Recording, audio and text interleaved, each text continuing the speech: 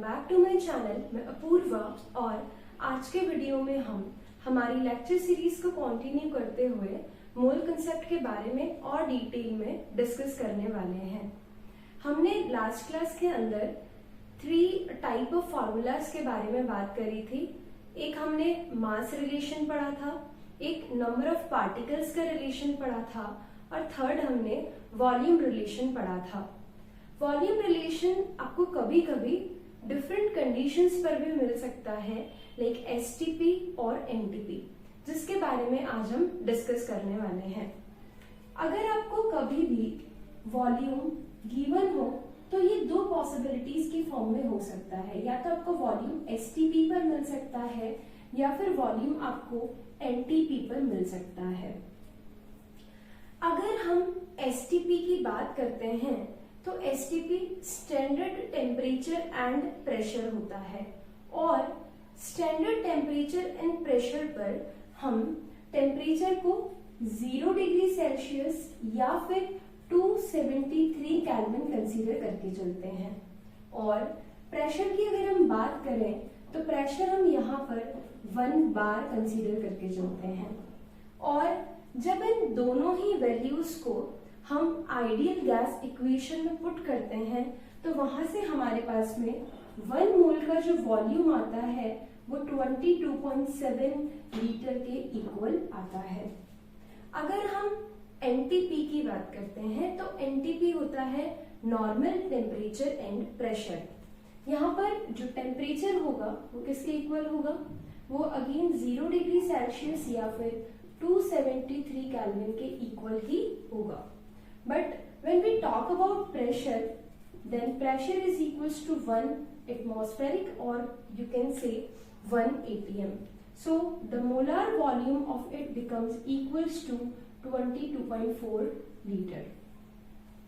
So as per the things given in question में आपको pressure और वॉल्यूम की जो भी कंडीशन गिवन है, एसटीपी गिवन है तो आपको वॉल्यूम ये लेकर के चलना है, एनटीपी गिवन है तो उस केस के अंदर आपको वॉल्यूम 22.4 लीटर्स के इक्वल लेकर के चलना है। आई होप आपको दोनों सिचुएशंस, दोनों कंडीशंस बहुत ही क्लियरली समझ में आ गई होगी। Now next we are going to discuss how to calculate proton, electrons and neutrons with the help of mole concept। सबसे पहले हमें ये पता होना बहुत जरूरी है कि किसी भी गिवन एलिमेंट या फिर गिवन मॉलिक्यूल में हम इलेक्ट्रॉन्स को कैसे कैलकुलेट करते हैं, बीट इलेक्ट्रॉन्स, प्रोटॉन्स और न्यूट्रॉन्स। तो सबसे पहले हम मानते हैं कि कोई एक एलिमेंट है X जिसका एटॉमिक नंबर Z है और उसका मास नंबर A है। एटॉमिक नंबर को हम Z से रिप्रेजेंट करते हैं और एटॉमिक मास को हम A से रिप्रेजेंट करते हैं। तो यहाँ पर ये जो Z है मतलब एटॉमिक नंबर जो होगा, ये एटॉमिक नंबर हमेशा किसके इक्वल होता है, it is always equals to number of protons, कि किसी भी एलिमेंट में कितने नंबर ऑफ प्रोटॉन्स हैं उसी के इक्वल होगा। अगर हम यहाँ पर बात करें तो ये नंबर ऑफ इलेक्ट्रॉन्स के इक्वल भी हो सकता है। मैं ऐसा बोल रही हूँ हो सकता है, हमेशा ऐसा पॉसिबल नहीं है। नंबर ऑफ इलेक्ट्रॉन्स के इक्वल केवल एक ही केस में होता है जब एटम हमारे पास में न्यूट्रल होगा। मतलब एटम पे अगर किसी भी तरीके का चार्ज नहीं है तो उस केस में एटॉमिक नंबर ऑफ इलेक्ट्रॉन के इक्वल हो जाएगा। अब यहाँ पर जो एक और टर्म लिखी है दैट इज एटॉमिक मास, तो उसके लिए हम बोल सकते हैं कि atomic mass is equals to, वो हमेशा किसके इक्वल होंगे, number of proton plus number of neutron के इक्वल होगा। तो 2 बहुत ही सिंपल से रिलेशंस हमें यहाँ से मिल चुके हैं। अब हम कुछ एग्जाम्पल्स की हेल्प से इस चीज को समझते हैं कि हम कैसे प्रोटॉन, इलेक्ट्रॉन और न्यूट्रॉन को फाइंड आउट करेंगे। फॉर एग्जाम्पल आपको यहाँ पर एक एलिमेंट दिया जाता है oxygen, whose atomic number is 8 and whose mass number is 16। तो हम यहाँ लिख सकते हैं कि एटॉमिक नंबर 8 मतलब प्रोटॉन्स 8। अगर एटॉमिक नंबर 8 होगा तो क्योंकि ये एटम न्यूट्रल है तो इसके इलेक्ट्रॉन्स भी कितने हो जाएंगे, 8 हो जाएंगे। अब बात आती है कि नंबर ऑफ न्यूट्रॉन्स किसके इक्वल होंगे। तो मास नंबर अगर 16 है और प्रोटॉन्स 8 हैं तो नंबर ऑफ न्यूट्रॉन आप इजीली बता सकते हैं कि किसके इक्वल होंगे, 8 के इक्वल होंगे, 16 माइनस 8। तो यहाँ पर न्यूट्रॉन भी 8 हो जाएंगे। अब अगर मैं एक और एग्जांपल लूं, ऑक्सीजन 816, बट यहाँ पर ये आयोनिक फॉर्म में एग्जिस्ट कर रहा है। अगर आयोनिक फॉर्म होगी तो देखिए प्रोटॉन्स 8 हो जाएंगे। अब इलेक्ट्रॉन्स 8 नहीं रह के इलेक्ट्रॉन्स किसके इक्वल होंगे, 10 के इक्वल होंगे, क्योंकि यहाँ पर हमने 2 इलेक्ट्रॉन्स को ऐड कर दिया। तो जो ये चीज मैंने आपको समझाई थी कि atomic number number of electrons के इक्वल होता है बट ऑलवेज नहीं। क्यों? क्योंकि न्यूट्रल एटम में ही पॉसिबल होगा। अगर एटम पे चार्ज आ गया तो इलेक्ट्रॉन्स जो होंगे वो इंक्रीज या फिर डिक्रीज हो सकते हैं। अब एक मॉलिक्यूल लेते हैं, फॉर एग्जाम्पल SO4-2। SO4-2 की अगर हम बात करें तो यहाँ पर जो प्रोटॉन होंगे वो किसके इक्वल होंगे, सल्फर के पास में 16 प्रोटॉन्स हैं। ऑक्सीजन की बात करें तो ऑक्सीजन क्योंकि इसका एटॉमिक नंबर 8 होता है और 4 ऑक्सीजन की वजह से कितना हो जाएगा, 32। So it is going to become 48। कितने प्रोटॉन्स हो जाएंगे इसके पास में, 48 प्रोटॉन्स हो जाएंगे। अगर इलेक्ट्रॉन की बात करें तो इलेक्ट्रॉन्स कितने होंगे, 16। सल्फर के पास 16 इलेक्ट्रॉन होंगे, ऑक्सीजन के पास 32 इलेक्ट्रॉन्स होंगे। बट ये जो -2 चार्ज है इसकी वजह से 2 इलेक्ट्रॉन्स ऐड किए गए और जैसे ही इलेक्ट्रॉन्स ऐड होंगे यहाँ पर इलेक्ट्रॉन्स का नंबर कितना आ जाएगा, 50 के इक्वल आ जाएगा। मतलब कि आपको प्रोटॉन्स और न्यूट्रॉन्स निकालने में मुझे नहीं लगता है कोई प्रॉब्लम होगी। अगर इलेक्ट्रॉन्स की बारी आती है तो इतनी सी चीज दिमाग में फिट रखनी है कि नेगेटिव चार्ज मतलब इलेक्ट्रॉन को ऐड करना है, माइनस का मतलब होगा कि यहाँ पर इसने इलेक्ट्रॉन को गेन किया होगा। और उसी तरीके से अगर किसी एटम या फिर मॉलिक्यूल पर पॉजिटिव चार्ज आता है उसका मतलब ये होगा कि वहां पर इलेक्ट्रॉन को रिमूव किया गया है। तो आप भी जो टोटल इलेक्ट्रॉन्स होंगे उनमें से इलेक्ट्रॉन को क्या कर देंगे, रिमूव कर देंगे। जैसे कि अगर आपसे पूछा जाए कि NH4+ में इलेक्ट्रॉन का काउंट कितना होगा, तो नाइट्रोजन के पास होते हैं 7 इलेक्ट्रॉन्स, हाइड्रोजन के पास होते हैं 4 इलेक्ट्रॉन्स। अब प्लस चार्ज मतलब एक इलेक्ट्रॉन रिमूव किया तो एक इलेक्ट्रॉन आप भी रिमूव कर देंगे, so this value will become 10। So I think आपको ये चीज बहुत क्लियरली समझ में आ गई होगी। Now let's try to solve a question based on this concept. As you can see, here in this question, number of electron is asked. तो सबसे पहले तो आपको इतना मास अगर गिवन है तो आप मोल्स फाइंड आउट करेंगे। जब हम मोल्स निकालेंगे तो गिवन वेट है 9.5 अपॉन में हमें PO4 का मोलर मास कैलकुलेट करना पड़ेगा। तो फॉस्फोरस का मास होता है 31 प्लस ऑक्सीजन का अगर मास देखें तो एक ऑक्सीजन का मास होता है 60, तो यहाँ पर बन जाएगा 64 plus 31, so this value will become 95। तो हमने मोलर मास कैलकुलेट किया और उसकी हेल्प से मोल्स निकाले तो मोल्स आ जाएंगे 0.1। अब अगर यहाँ पे मुझे नंबर ऑफ इलेक्ट्रॉन्स निकालने हैं तो सबसे पहले तो मुझे ये पता होना चाहिए कि 1 मोल में कितने आयंस प्रेजेंट है, क्योंकि आयंस प्रेजेंट होंगे तो ही हम इलेक्ट्रॉन्स को भी कैलकुलेट कर पाएंगे। तो हम बोल सकते हैं यहाँ पे कि 1 मोल ऑफ PO4-3 अगर हम लेते हैं तो उसमें कितने आयंस होंगे, उसके अंदर Na number of ions present होंगे।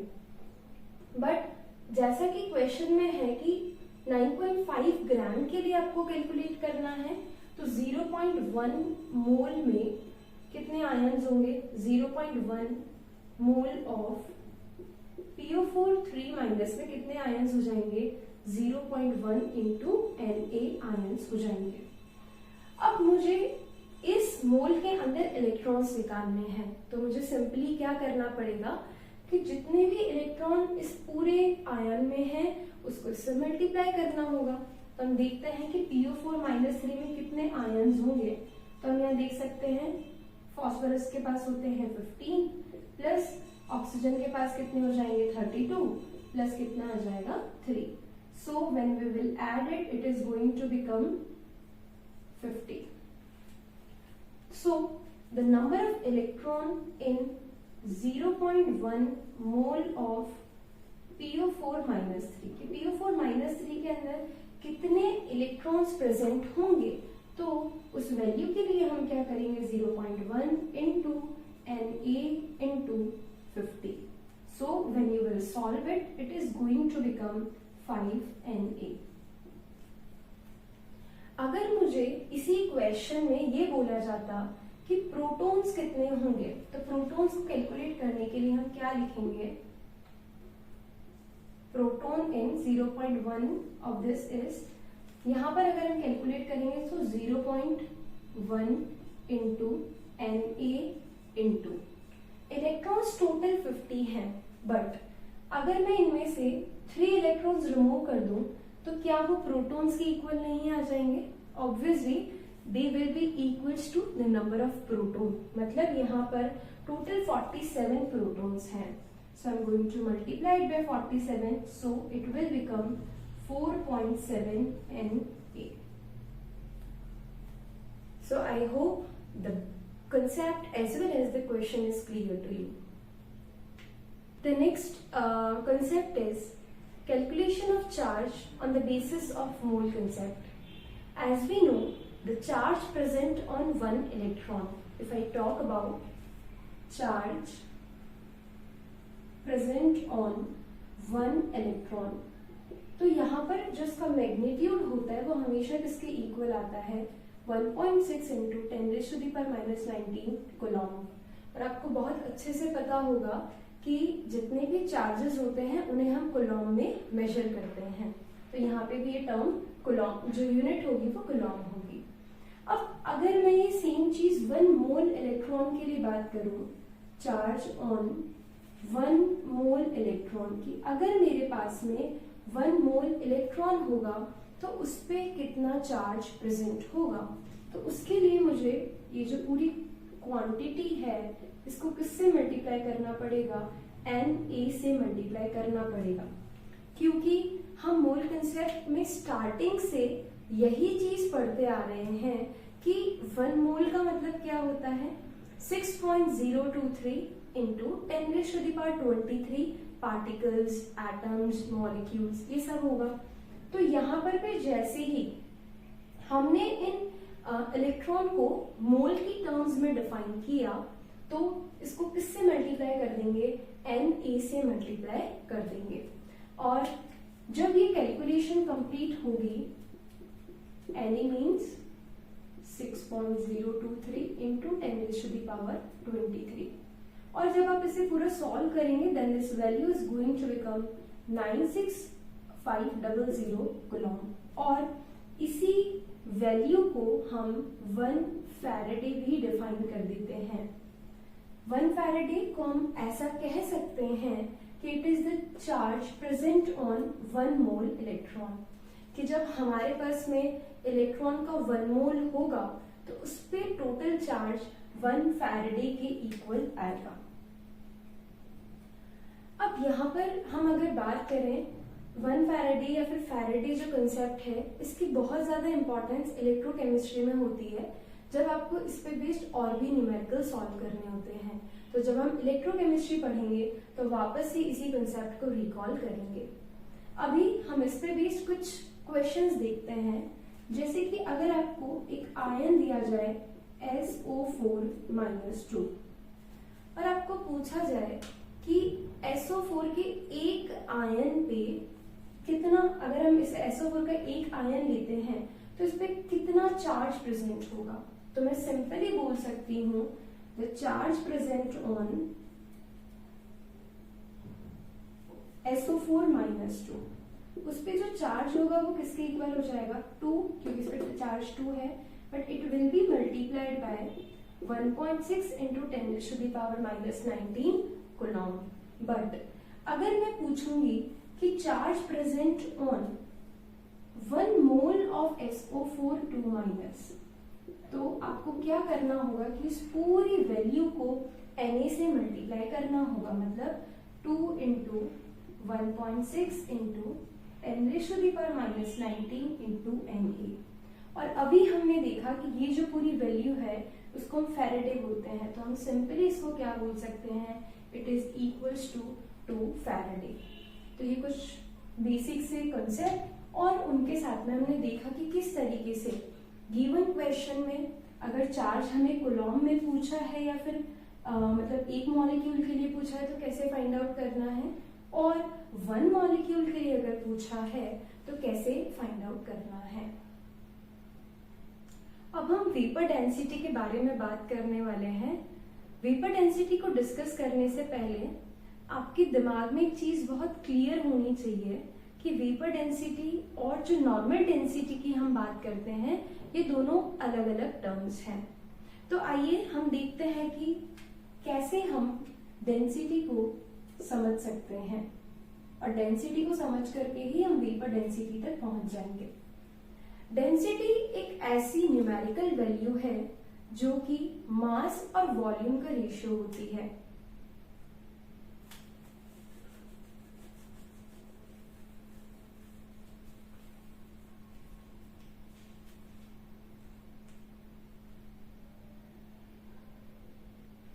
अब हम वेपर डेंसिटी के बारे में डिस्कस करने वाले हैं, और इसके अंदर हम देखेंगे कि किस तरीके से किसी भी गैस की डेंसिटी को फाइंड आउट किया जाता है।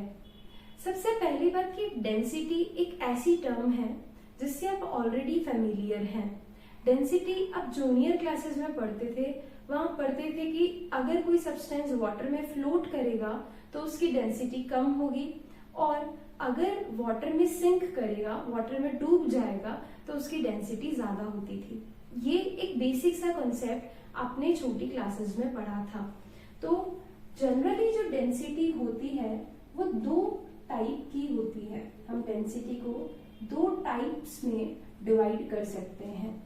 जो डेंसिटी आप अभी तक पढ़ते आए हैं उसे हम एब्सोल्यूट डेंसिटी बोलते हैं। मतलब कि अगर आपके पास किसी भी मैटर का मास होगा और वॉल्यूम होगा तो आप उसकी डेंसिटी फाइंड आउट कर सकते हैं, और उसी डेंसिटी को हम एब्सोल्यूट डेंसिटी कहते हैं। तो इसका फॉर्मूला हम यहाँ पर लिख सकते हैं, D is equals to mass upon volume. फिर एक और खास बात होती है एब्सोल्यूट डेंसिटी की, कि absolute density solid, liquid, gas तीनों के लिए ही डिफाइन करी जा सकती है।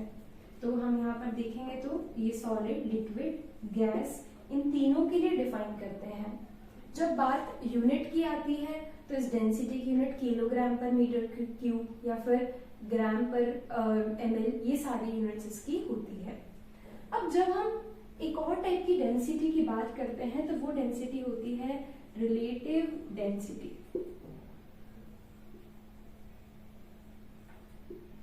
जैसा कि यहाँ पर हमें नाम ही सजेस्ट कर रहा है कि आप किसी के रेफरेंस में डेंसिटी को फाइंड आउट कर रहे हैं, तो ऐसी डेंसिटी को हम क्या बोल देते हैं, रिलेटिव डेंसिटी बोल देते हैं।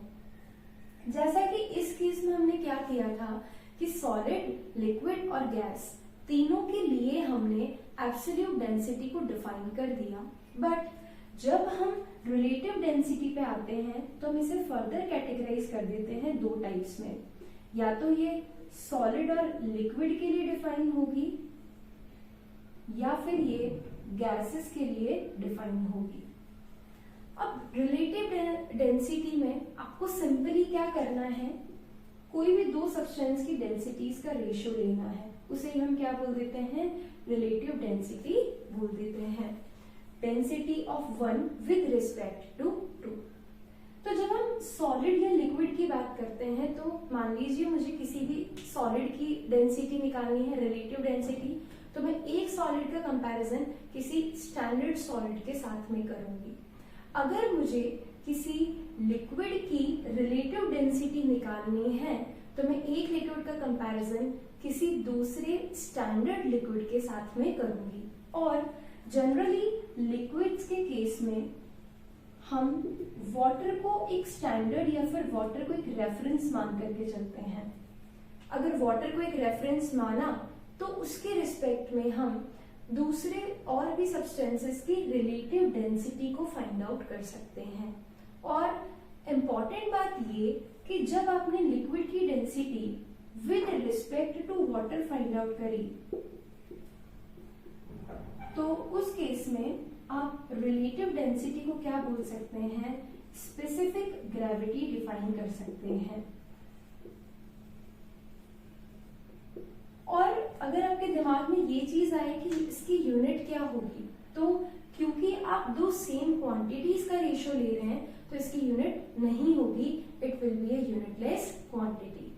अब जब हम गैस की बात करते हैं तो देखिए गैस के लिए जो रिलेटिव डेंसिटी होती है उसे हम क्या बोल देते हैं, इसमें जो भी रिलेटिव डेंसिटी होगी basically that is known as vapour density.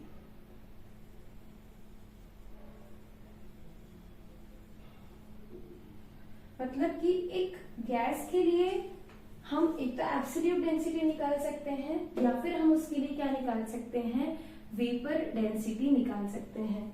तो अगर हम देखें यहाँ पर कि वेपर डेंसिटी किसके इक्वल होगी तो हम सिंपली क्या बोलेंगे, किसी भी गैस की डेंसिटी अपॉन में किसी भी दूसरी गैस की डेंसिटी जिसको कि हमने रेफरेंस माना है।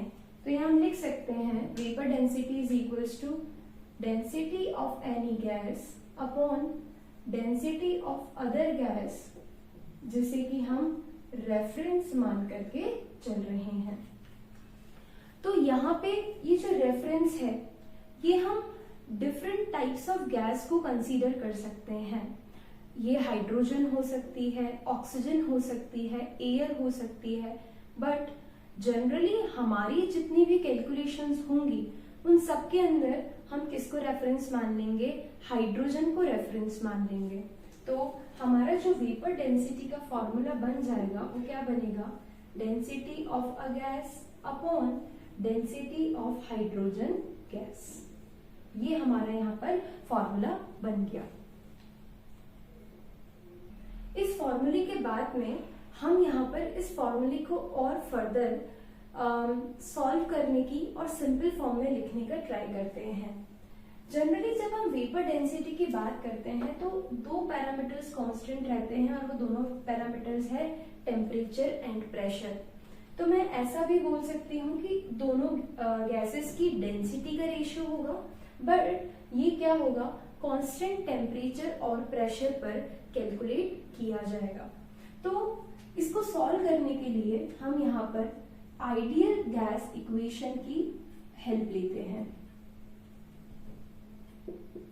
अगर आइडियल गैस इक्वेशन की बात करी जाए तो आइडियल गैस इक्वेशन क्या होती है, PV is equals to nRT, जहां पर P प्रेशर होता है, V वॉल्यूम होता है, N क्या होते हैं मोल्स, R गैस कांस्टेंट और T क्या होगा टेम्परेचर। मुझे इस फॉर्मूला को डेंसिटी की टर्म्स में चेंज करना है। तो देखिए हम कैसे कर सकते हैं, PV is equals two moles को हम लिख सकते हैं given weight upon molar mass into हम क्या कर देंगे RT कर देंगे। अब यहां से अगर देखा जाए तो PM इज इक्वल्स टू क्या आ जाएगा, W/V इंटू RT। अब हमें पता है कि मास अपॉन वॉल्यूम, क्योंकि वेट भी मास ही है, मास अपॉन वॉल्यूम को हम डेंसिटी बोलते हैं। तो मैं यहां से लिख सकती हूँ PM upon RT is equals to D and that is the density of gas। अब यहाँ पर मुझे एक तो डेंसिटी ऑफ फर्स्ट इस गैस की निकालनी है, फिर मुझे डेंसिटी ऑफ हाइड्रोजन के बारे में बात करना है। तो अगर देखा जाए तो डेंसिटी ऑफ गैस किसकी इक्वल होगी, प्रेशर ऑफ गैस और प्रेशर कांस्टेंट है तो मैंने उसे एज इट इज P लिख दिया। Mass, this is the molecular mass. ये चीज आपको ध्यान रहे कि ये जो मास है वो कौन सा मास होगा यहाँ पर, मॉलिक्यूलर मास। मॉलिक्यूलर मास भी नहीं, हम इसे मोलर मास बोलेंगे। So this is basically molar mass. Upon में क्या लिख देंगे, R, जो कि गैस कांस्टेंट होता है, वो सारे ही गैसेस के लिए सेम होता है, और टेम्परेचर भी कांस्टेंट है तो हम अपॉन में क्या लिख सकते हैं, T लिख सकते हैं।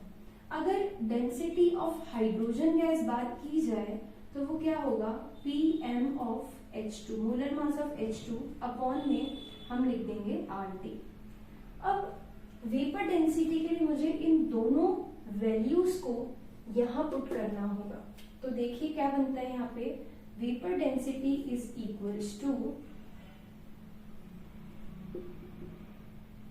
Density of gas. तो डेंसिटी ऑफ गैस क्या बनेगी, P into molar mass of gas upon RT into density of H2, तो वो बनेगी यहाँ पर P into molar mass of H2 into RT। तो यहाँ पे RT से RT कैंसिल, प्रेशर से प्रेशर कैंसिल, तो ये फॉर्मूला बन जाएगा molecular mass of gas upon molecular mass of H2। और अभी तक आपको ये बहुत अच्छे से समझ में आ गया होगा कि मॉलिक्यूलर मास ऑफ H2 किसके इक्वल होता है, 2 के इक्वल होता है। एक हाइड्रोजन एटम का मास होता है 1, तो 2 का कितना हो जाएगा 2। तो हम यहाँ लिख सकते हैं it will be equals to m gas upon 2। So simply what I can write, vapour density is equals to molecular mass of gas upon 2। ये हमारा फाइनल फॉर्मूला बन गया, और इसी फॉर्मूला की हेल्प से हम किसी भी गिवन गैस के लिए क्या फाइंड आउट कर सकते हैं, वेपर डेंसिटी को फाइंड आउट कर सकते हैं।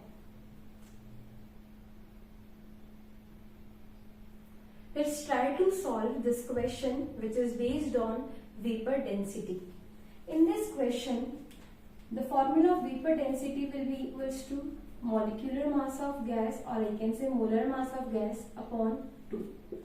Now the molar mass of NH3 is equals to 14 plus. For one hydrogen the mass is 1, for 3 it will be 3, so it is going to become 17 grams. So I can write 17 upon 2. So the vapor density is going to become 8.5. I hope you have understood this numerical very well.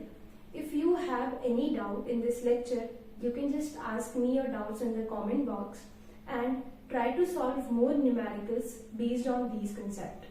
And if you like the video, then like and share the video and subscribe to the channel. Thank you.